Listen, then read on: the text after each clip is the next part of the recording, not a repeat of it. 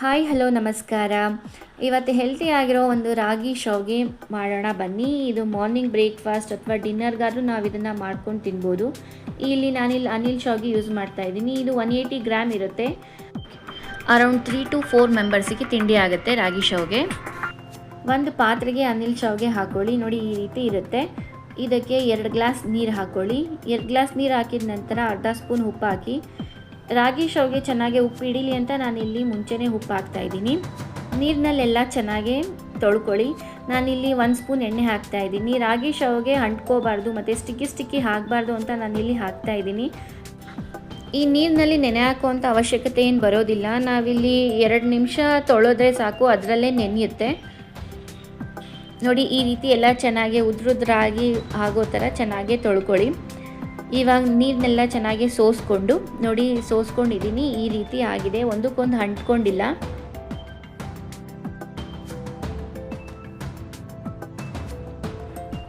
ಈ ರೀತಿ ಒಂದು ತೂತ್ ಜಾಲರೆ ತಗೊಳ್ಳಿ. ಸೊಪ್ಪೆಲ್ಲ ಸೋಸ್ಕೊಳ್ಳುವಂತಹ ಜಾಲರೆ ಇದು.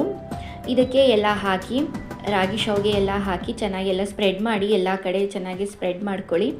ಈ ರೀತಿ ಒಂದಕ್ಕೊಂದು ಎಲ್ಲ ಉದ್ರಾಗಿ ಕೈಯಲ್ಲೇ ಉದ್ರಾಗಿ ಮಾಡಿಕೊಂಡು ಎಲ್ಲ ಕಡೆ ಹಾಕಿ. ಈಗ ನಾನು ಸ್ಟವ್ ಮೇಲೆ ಒಂದು ಪಾತ್ರೆ ಇಟ್ಟು ಅದಕ್ಕೆ 2 ಗ್ಲಾಸ್ ನೀರು ಹಾಕಿ ನೀರನ್ನ ಕಾಯೋದಕ್ಕೆ ಇಟ್ಟಿದ್ದೀನಿ. ಅದರ ಮೇಲೆ ಈ ಪಾತ್ರೆ ಇಟ್ಟು ಒಂದು ಪ್ಲೇಟ್ ಕವರ್ ಮಾಡಿ ಒಂದು 2 ನಿಮಿಷ ಬೇಯಿಸಿ ಸಾಕಾಗುತ್ತೆ ಹಬೆನಲ್ಲೇ. ನೋಡಿ ಇವಾಗ ಇದು ಬೆಂದಿದೆ. ಕೈನಲ್ಲಿ ಮುಟ್ಟು ನೋಡಿದ್ರೇ ಗೊತ್ತಾಗುತ್ತೆ ಬೆಂದಿದೆಯೋ ಬೆಂದಿಲ್ವೋ ಅಂತ. ನೋಡಿ ಇಲ್ಲಿ ನಾನು ತೊಗೊಂಡು ನೋಡ್ತಾ ಇದ್ದೀನಿ, ಇದು ಬೆಂದಿದೆ, ಸ್ವಲ್ಪ ಮೆತ್ತಗಾಗಿದೆ. ಈಗ ರಾಗಿ ಶಾವ್ಗೆ ಆಗಿದೆ. ಈಗ ಒಗ್ಗರಣೆ ಮಾಡೋದಕ್ಕೆ ಒಂದು ಪ್ಯಾನಿಗೆ 3 ರಿಂದ 4 ಸ್ಪೂನ್ ಎಣ್ಣೆ ಹಾಕ್ತಾಯಿದ್ದೀನಿ. ಎಣ್ಣೆ ಕಾದ ನಂತರ 1 ಸ್ಪೂನು ಸಾಸಿವೆ ಚಿಟಿಕಿದ ನಂತರ ಇಂಗು, 1 ಸ್ಪೂನು ಕಡಲೆಬೇಳೆ, 1 ಸ್ಪೂನ್ ಉದ್ದಿನಬೇಳೆ ಎಲ್ಲ ಚೆನ್ನಾಗಿ ಕಂದು ಬಣ್ಣ ಬರೋವರೆಗೂ ಚೆನ್ನಾಗೆಲ್ಲ ಫ್ರೈ ಮಾಡ್ಕೊಳ್ಳಿ. 3 ರಿಂದ 4 ಹಸಿರು ಮೆಣಸಿನ್ಕಾಯಿ ಆದ ನಂತರ ಸ್ವಲ್ಪ ಕರಿಬೇವು ಹಾಕ್ತಾಯಿದ್ದೀನಿ ಒಗ್ಗರಣೆಗೆ. ಎಲ್ಲ ಚೆನ್ನಾಗಿ ಮಿಕ್ಸ್ ಮಾಡಿ 2 ಮೀಡಿಯಮ್ ಸೈಜ್ ಈರುಳ್ಳಿನ ನಾನಿಲ್ಲಿ ಸಣ್ಣದಾಗಿ ಕಟ್ ಮಾಡಿಕೊಂಡು ಹಾಕ್ತಾಯಿದ್ದೀನಿ. ಈರುಳ್ಳಿ ಎಲ್ಲ ಚೆನ್ನಾಗಿ ಫ್ರೈ ಮಾಡಿ ಸ್ವಲ್ಪ ಉಪ್ಪು ಹಾಕ್ತಾಯಿದ್ದೀನಿ. ಈರುಳ್ಳಿ ಎಲ್ಲ ಚೆನ್ನಾಗಿ ಕಂದು ಬಣ್ಣ ಬರಲಿ ಅಂತ ಉಪ್ಪು ಹಾಕ್ತಾಯಿದ್ದೀನಿ. ಚೆನ್ನಾಗಿ ಫ್ರೈ ಆಗಲಿ ಅಂತ ಹಾಕ್ತಾಯಿದ್ದೀನಿ. ಸೊ ಇವಾಗ ಈರುಳ್ಳಿ ಎಲ್ಲ ಆಗಿದೆ. ನೋಡಿ ಈಗ ರಾಗಿ ಶಾವ್ಗೆ ತಣ್ಣಗಾಗಿದೆ. ನೀವು ಇದನ್ನು ಕೈನಲ್ಲೇ ಬಿಡಿಸ್ಕೋಬೇಕಾಗುತ್ತೆ. ಅಂಟ್ಕೊಂಡಿದ್ರೆ ಕೈನಲ್ಲೇ ಎಲ್ಲ ಬಿಡಿಸ್ಕೊಳ್ಳಿ. ನಾನಿಲ್ಲೆಲ್ಲ ಬಿಡಿಸ್ಕೋತಾ ಇದ್ದೀನಿ, ಎಲ್ಲ ಉದ್ರಾಗೆ ಮಾಡ್ಕೋತಾ ಇದ್ದೀನಿ, ಉದ್ರಾಗಿ ಆಗಲಿ ಅಂತ. ನೀವು ಎಲ್ಲ ಚೆನ್ನಾಗಿ ಕೈನಲ್ಲೇ ಬಿಡಿಸ್ಕೊಳ್ಳಿ. ಆಗಿರೋವಂತಹ ಒಗ್ಗರಣೆಗೆ ರಾಗಿ ಶಾವ್ಗೆನ ಹಾಕೊಳ್ಳೋಣ. ಈ ಥರ ರಾಗಿ ಶಾವ್ಗೆ ಎಲ್ಲ ಕೈನಲ್ಲೇ ಬಿಡಿಸ್ಕೊಂಡೇ ರಾಗಿ ಶಾವ್ಗೆ ಹಾಕ್ಕೊಳ್ಳಿ. ರಾಗಿ ಶಾವ್ಗೆ ಹಾಕಿದ ನಂತರ ಸ್ವಲ್ಪ ತೆಂಗಿನಕಾಯಿ ತುರಿ ಹಾಕ್ತಾ ಇದ್ದೀನಿ. ಎಷ್ಟು ಬೇಕೋ ಅಷ್ಟು ಹಾಕೋಬೋದು. ನಾನು ಸ್ವಲ್ಪನೇ ಹಾಕೋತಾ ಇದ್ದೀನಿ ತೆಂಗಿನಕಾಯಿ ತುರಿ ಹಾಕಾದ್ಮೇಲೆ ಚೆನ್ನಾಗೆಲ್ಲ ಮಿಕ್ಸ್ ಮಾಡಿ ರುಚಿಗೆ ತಕ್ಕಷ್ಟು ಉಪ್ಪು. ಸೊ ನಾನಿಲ್ಲಿ ಮುಂಚೆನೇ ಉಪ್ಪು ಹಾಕಿರೋದ್ರಿಂದ ನಾನಿಲ್ಲಿ ಸ್ವಲ್ಪ ನೋಡ್ಕೊಂಡು ಹಾಕ್ತಾ ಇದ್ದೀನಿ.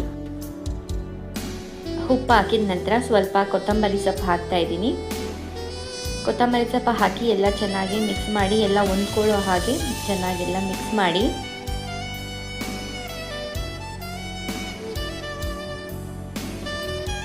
ಸ್ಟವ್ನ ಸಿಮ್ಮಲ್ಲೇ ಇಟ್ಟು ಮಿಕ್ಸ್ ಮಾಡಿ ಎಲ್ಲನೂ. ಈ ರೀತಿ ಎಲ್ಲ ಚೆನ್ನಾಗಿ ಮಿಕ್ಸ್ ಮಾಡಿದ ನಂತರ ಮತ್ತೆ ನಾನಿಲ್ಲಿ ಸ್ವಲ್ಪ ತೆಂಗಿನಕಾಯಿ ತುರಿ ಹಾಕ್ತಾ ಇದ್ದೀನಿ. ತೆಂಗಿನಕಾಯಿ ತುರಿ ಹಾಕಿದಷ್ಟು ತುಂಬ ರುಚಿಯಾಗಿರುತ್ತೆ, ಚೆನ್ನಾಗಿರುತ್ತೆ. ಸ್ವಲ್ಪ ಬೇಯೋದಕ್ಕೆ ಒಂದು ತಟ್ಟೆ ಮುಚ್ತಾ ಇದ್ದೀನಿ. ತಟ್ಟೆ ಮುಚ್ಚಿ ನೋಡಿ ಈಗ ಇದು ಆಗಿದೆ ರಾಗಿ ಶಾವ್ಗೆ. ನೋಡಿ ಎಷ್ಟು ಸೂಪರಾಗಿ ಆಗಿದೆ. ನೋಡಿ ತುಂಬ ಉದ್ರಾಗಿ ತಿನ್ನೋದಕ್ಕೂ ತುಂಬ ಚೆನ್ನಾಗಿರುತ್ತೆ. ನೋಡಿ ಎಷ್ಟು ಚೆನ್ನಾಗಾಗಿದೆ, ಉದ್ರಾಗಿದೆ ರಾಗಿ ಶಾವ್ಗೆ.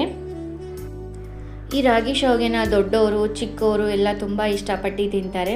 ಒಂದಿನ ನೀವು ಮನೆಯಲ್ಲಿ ಟ್ರೈ ಮಾಡಿ ನೋಡಿ. ಯಾವಾಗಲೂ ಅಕ್ಕಿ ಶಾವ್ಗೆ ಮಾಡಿ ಬೇಜಾರಾಗಿದೆ, ಒಂದಿನ ರಾಗಿ ಶಾವ್ಗೆನೂ ಮಾಡಿ ನೋಡಿ ಹೇಗಿರುತ್ತೆ ಅಂತ. ತುಂಬ ಚೆನ್ನಾಗಿರುತ್ತೆ, ಎಲ್ಲ ತುಂಬ ಇಷ್ಟಪಟ್ಟು ತಿಂತಾರೆ.